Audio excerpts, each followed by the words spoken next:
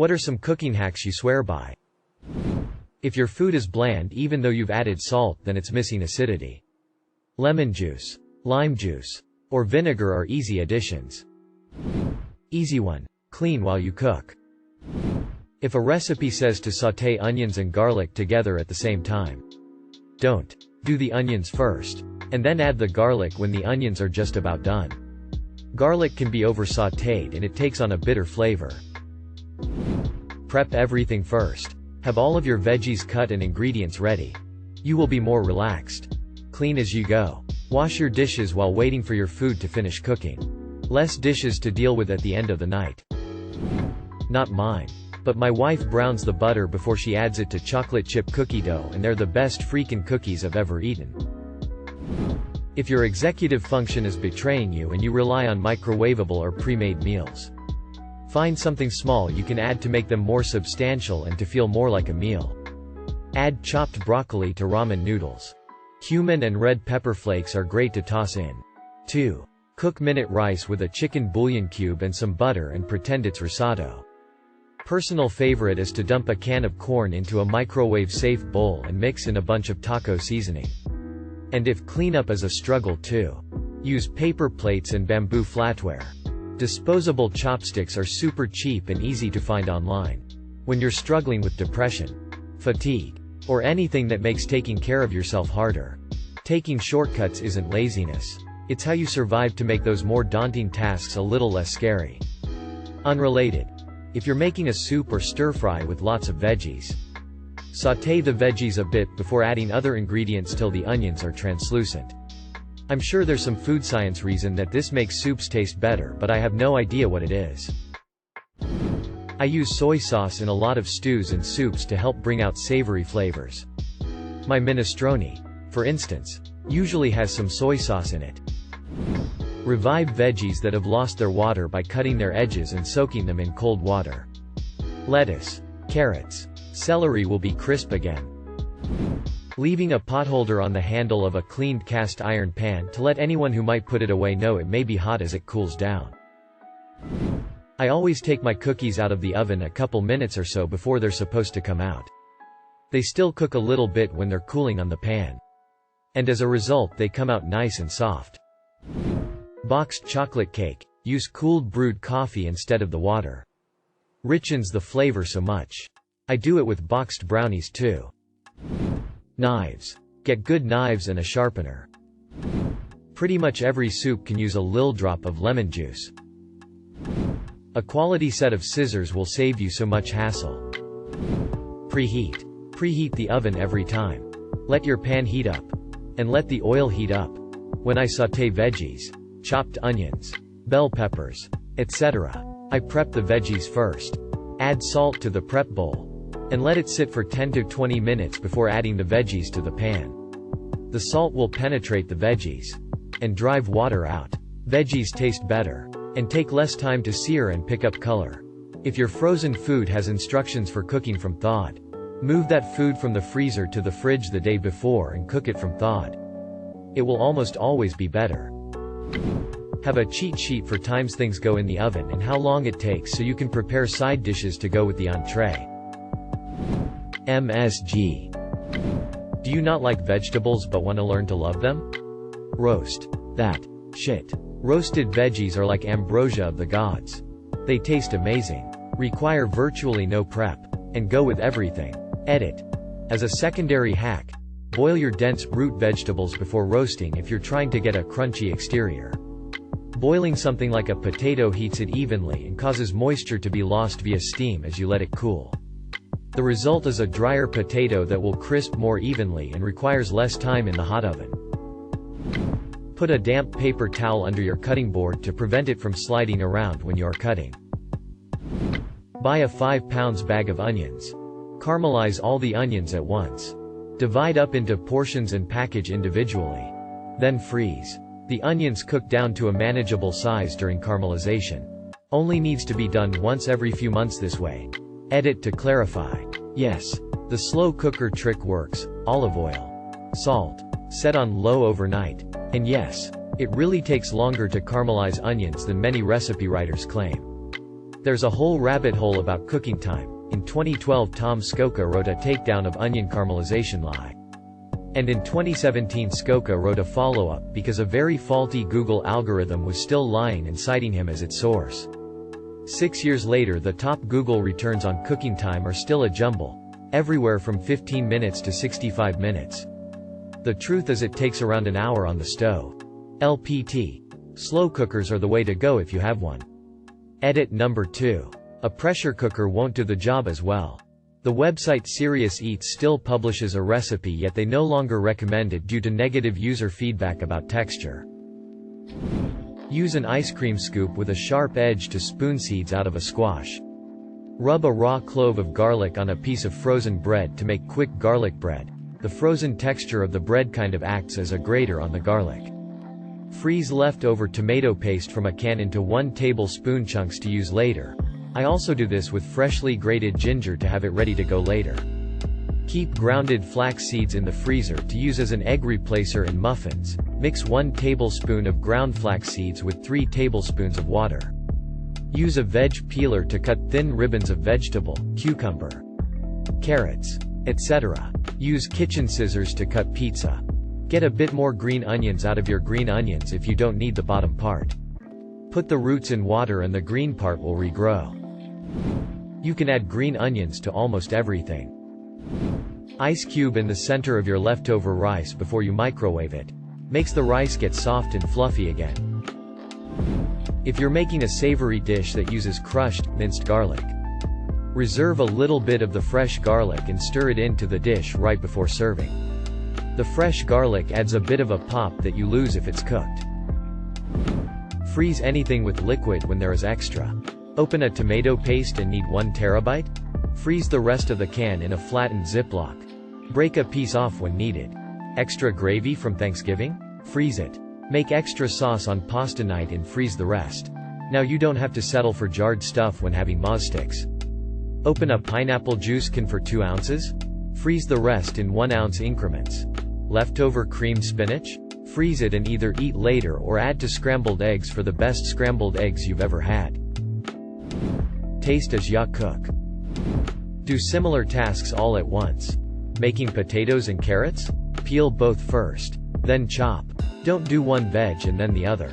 You'll have a better rhythm with your tools and you'll only have to change tools once instead of 3 times. Breaking down a pack of chicken thighs? Do all the skins and fat at once. All the bones at once. Then all the slicing at once. Also, keep a damp rag next to your cutting board for cleaning your board and knife. And keep a dry rag over your shoulder for drying or wiping anything as needed. This saves a ton of trips over to the sink and/or towel holder. Microwaving broccoli is not only okay to do, it can also preserve the most amount of nutrients than any other method of cooking it. Butter. That's it. That's the whole tip. Use more butter. Using almond extract in addition to vanilla when baking. It absolutely enhances the flavor. Prep everything before you start cooking. If it's missing something but you don't know what, then add a pinch of salt or a splash of acid. Whoever didn't cook cleans up afterwards. Don't fry bacon on a stove. Place the strips on a cookie sheet. Throw in the oven at about 400 until the doneness you like. Use parchment paper or aluminum foil and there is virtually no cleanup. Find a seasoning blend you like, pre-blended or not. If not, make your own blend ahead of time for ease. And put it in everything. Well, not everything, but a lot of things. And use your own judgment on how much of it for each dish. But even a little sprinkle can really do wonders. Silpat or knockoff Silpat mats are amazing. I've used both the actual brand and random ones from Costco. No difference. Put one down on your baking sheet. Bake away. Mats are super easy to clean and you'll have very little cleanup on the baking sheet itself. I never end up following this. But clean as you go. Also, my grandma taught us this trick if you made the meal, or most of it. Sit down for a bit before you eat. Maybe have a glass of water or something while you wait. You'll relax and break the cooking mode and be able to go into enjoy the meal mode. She cooked for 5 kids and a husband in addition to herself. So she knew the value of it. Something missing from your tomato pasta sauce? Add a splash of Worcestershire sauce. Makes it taste rich and fuller. If it's bland, add salt. If it tastes good but is missing something, add acid, lemon juice, hot sauce, some type of vinegar, etc. MSG motherfuckers. You ever wonder why restaurant food tastes so good? Why some food is so fucking rich in flavor? Why you just can't stop eating that one kind of chip? It's probably MSG. It's perfectly safe in moderation. Naturally occurs in many foods. And adds a delicious flavor to your food. Boiling stuff in broth instead of water. Rice, potatoes, etc. When making mashed potatoes, boiling them in chicken stock seriously makes a world of difference. Adding cacao powder to your beef stew for some extra depth. If a veggie grows underground, put it in the pot before it comes to a boil. Any other veggie, and everything else, spaghetti, instant ramen, rice, meat, seafood, put it in when it is boiling. Edit. Not rice idk why I said that. The biggest one that comes to mind when I think of home cooks is not using time well. A watched pot never boils. Yeah. But most everything you're going to make at home does not need to be babysat. While your pan is heating, using that 3 minutes to cut an onion or some veggies you need. You can fully julienne an onion in under 2 minutes with just a little technique and practice. After you put the beef in the pan, go ahead and wash the cutting board and knife, since it's gonna take at least another 2 to 3 minutes for the bottom side of the beef to cook. Give it a quick stir.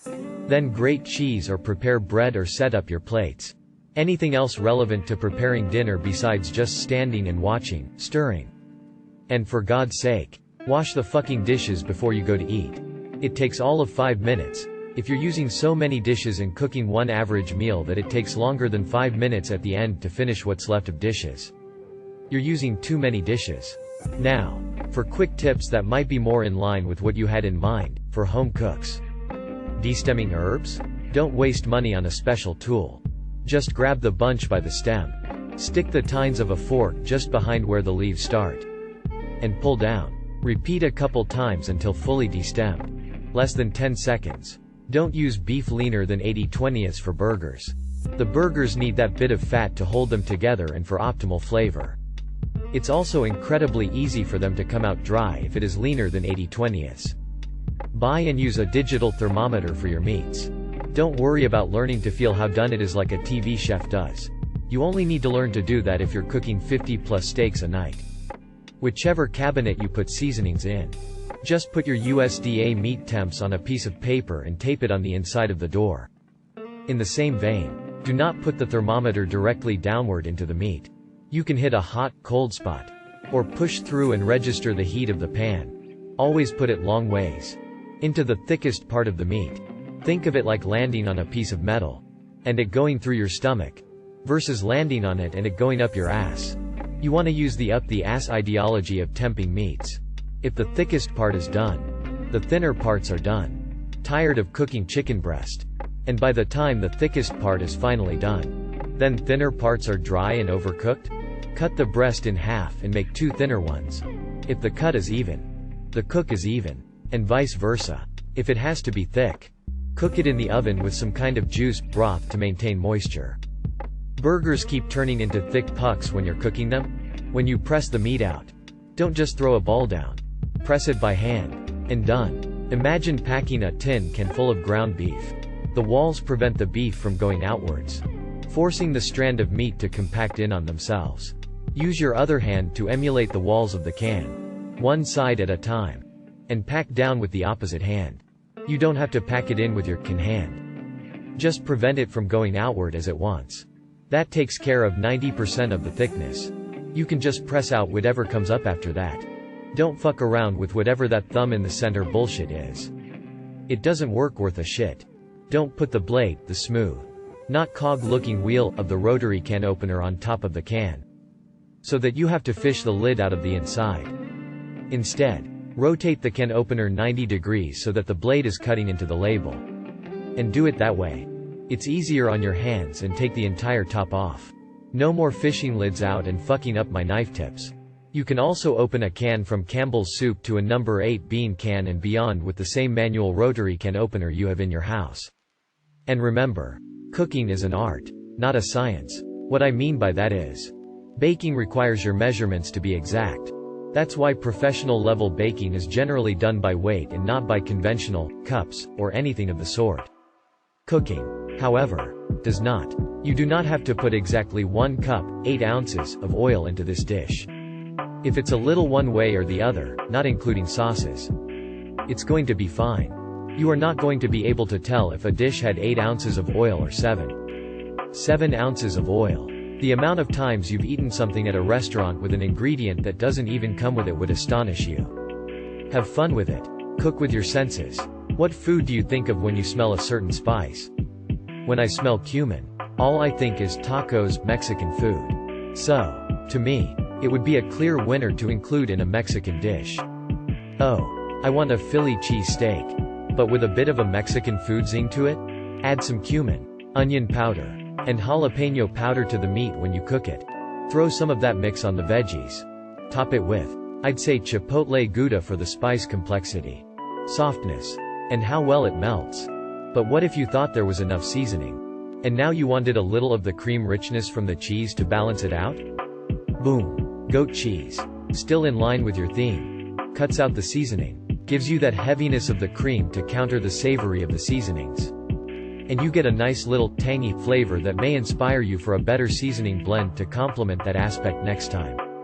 Was it a little too bland? Well, seasoning or salt on the cheese would definitely overwhelm the flavor and defeat the point. So, add herbs to the cheese.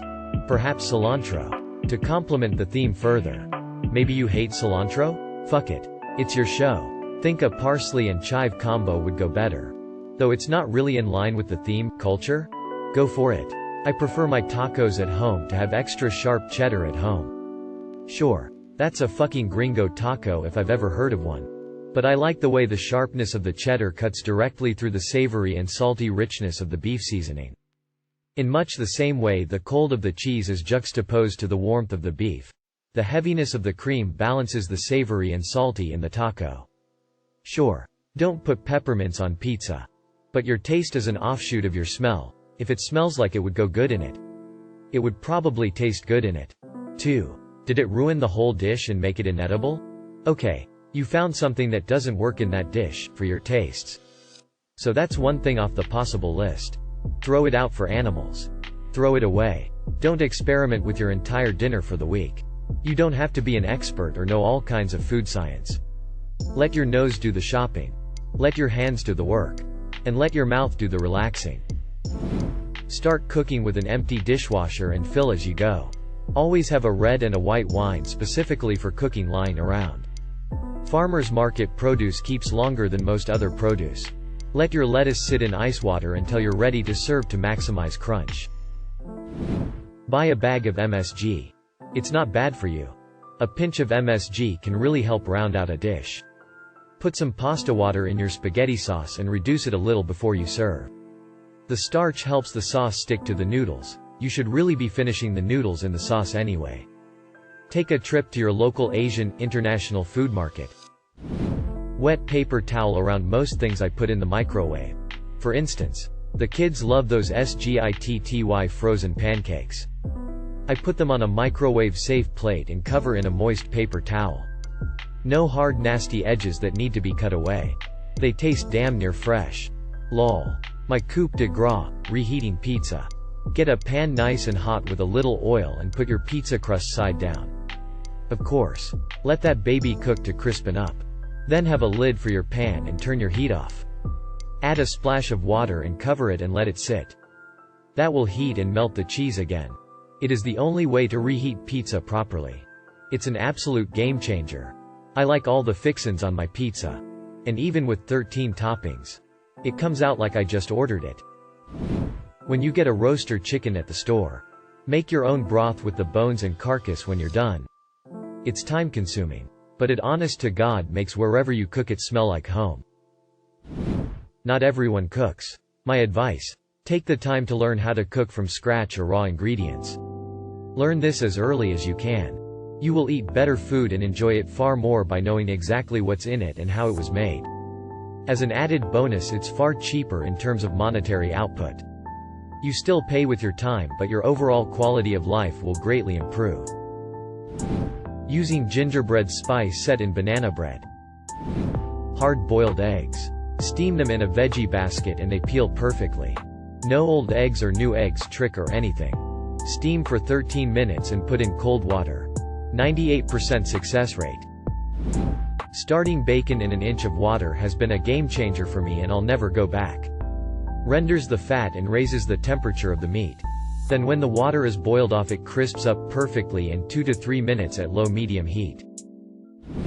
If you're cutting up chicken or some other meat that will spoil, put the scraps into a Ziploc bag and put them in the freezer until garbage day. That way they will not make your garbage smell and you're throwing out chicken ice cubes basically. Thank you for watching. If you enjoyed this video, don't forget to drop a like. If you would like to see more content like this in the future, subscribe and turn on notifications to be notified about future videos. Now check out one of these interesting videos.